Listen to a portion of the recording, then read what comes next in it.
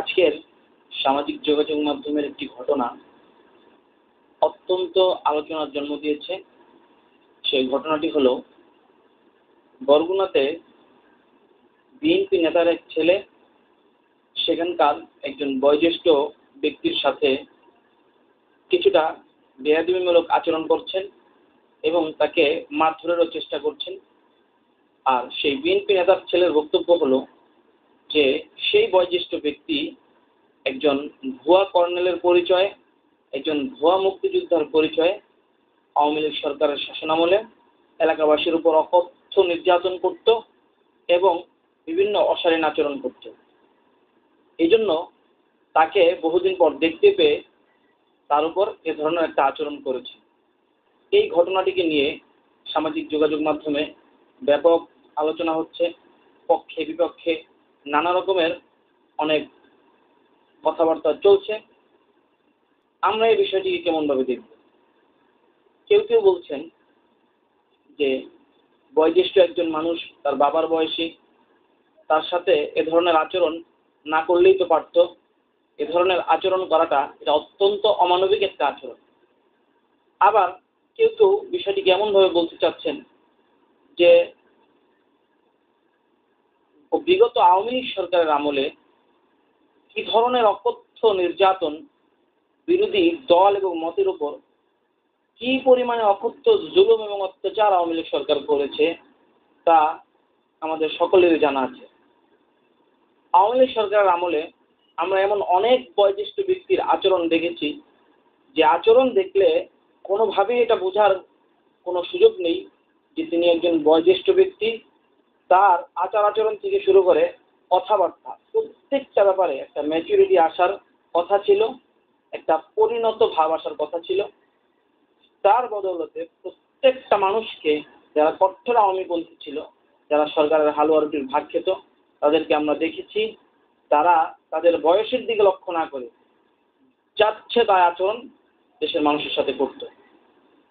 বিভিন্ন জায়গায় আমরা দেখেছি যে বিভিন্ন ওয়াজ মাহফিলে এ ধরনের বয়োজ্যেষ্ঠ ব্যক্তিরা বক্তাদের গায়ে হাত পর্যন্ত তুলেছে।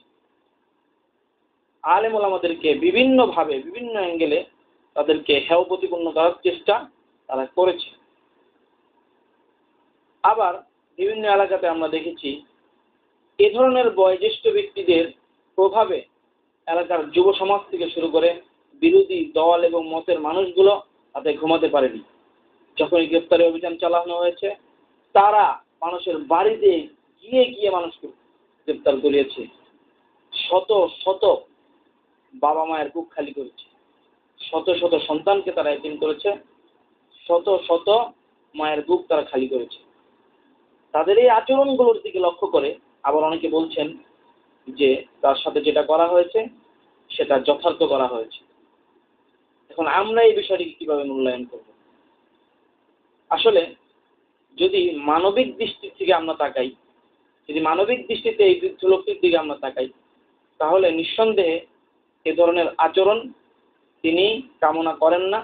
তার সাথে এ ধরনের আচরণ সভ্যতা বহির্ভূত এবং অমানবিক।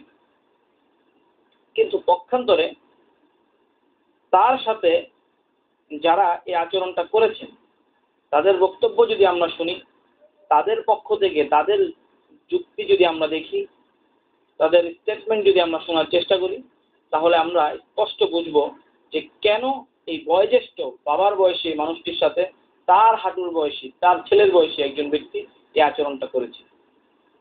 তার ব্যাপারে নানান রকমের অভিযোগ উঠছে। তারা বলছেন যে তিনি একজন ভুয়া মুক্তিযোদ্ধার নামে, ভুয়া মুক্তিযোদ্ধার হিসেবে তিনি এলাকায় প্রসিদ্ধ ছিলেন। তিনি মুক্তিযোদ্ধার ভুয়া পরিচয়ে তিনি মানুষদের উপর জুলুম অত্যাচার করতেন, তিনি মানুষদের উপর হেডম দেখাতেন, তিনি মানুষদেরকে প্রভাব খাটিয়ে মানুষদের থেকে বিভিন্ন সময় বিভিন্ন কিছু আদায় করতেন। এখন আওয়ামী সরকারের আমলে আওয়ামী চিন্তাধারার যে মানুষগুলো ছিল, এই ব্যক্তিটি যদি তাদের অন্তর্ভুক্ত হয়ে থাকে, তাহলে তার সাথে এ ধরনের আচরণ করাটা কতটা সভ্যতা বহির্ভূত সেটা নিয়েও একটা প্রশ্ন আসলে থেকেই যায়। এই বিষয়টি থেকে আসলে আমরা কি শিক্ষা গ্রহণ করতে পারি? আমাদের সমাজের প্রত্যেকটা শ্রেণীর মানুষের আজকের এই ঘটনা থেকে শিক্ষা গ্রহণ করা আছে। আমরা যারা চিন্তা করছি যে এখন পাশার দান উল্টে গেছে, এখন গণেশ উল্টে গেছে, এখন আমাদের উপর যে জুলুম এবং অত্যাচার করা হচ্ছে, সেই অত্যাচার আমরা তাদেরকে ঘুরিয়ে দিব, তাহলে তাদের জন্য এটা একটা মেসেজ। কারণ আজকের এই ঘটনাকে কেন্দ্র করে পরাজিত শক্তি বিভিন্ন প্রোপাগান্ডা চালানোর চেষ্টা করছে। তারা অনেকে বলছে যে সরকার পতনের পরে যে অকথ্য নির্যাতন বাংলাদেশের জনগণের উপর নেমে এসেছে, সেই নির্যাতন কখনো পূর্ববর্তী সরকারের আমলে সেই নির্যাতনের থেকে কোনো অংশে কম নয়। এ ধরনের বিভিন্ন কথা পরাজিত শক্তি বলার চেষ্টা করছে। এই জন্য আমরা যারা এই পরাজিত শক্তির মানুষদের সাথে, যারা অন্যায় একটা সময় অন্যায় অত্যাচার করেছে, তাদের সাথে কিছুটা তাদের মতো আচরণ করার চেষ্টা করছি, তাদের জন্য শিক্ষণীয় বিষয় আছে যে এই আচরণগুলো আমরা না করে আমরা যদি একটা সহনশীল এবং একটা ভদ্রতার পরিচয় বজায় রাখতে পারি, তাহলে এটা আমাদের বাংলাদেশের আগামীর সুস্থ ধারা রাজনীতির জন্য, আগামীর সুস্থ একটা পরিবেশ ফিরিয়ে আনার জন্য লাভজনক একটা উপায় হবে বলে আমি মনে করি। আর অন্যদিকে যারা নিজেদের অন্তরের মধ্যে এমন একটা কামনা বাসনা নিয়ে ঘুরতেছেন এবং কামনা বাসনা লালন করছেন যে তারা ক্ষমতায় যে তারাও মানুষের উপর জুলুম এবং অত্যাচার করবেন, তারা যাচ্ছে তাই ভাবে দেশটাকে চালানোর চেষ্টা করবেন, তাদের জন্য এটি একটি মেসেজ যে ক্ষমতা চিরস্থায়ী নয়, জুলুম এবং অত্যাচার এটা কখনো চিরস্থায়ী থাকে না।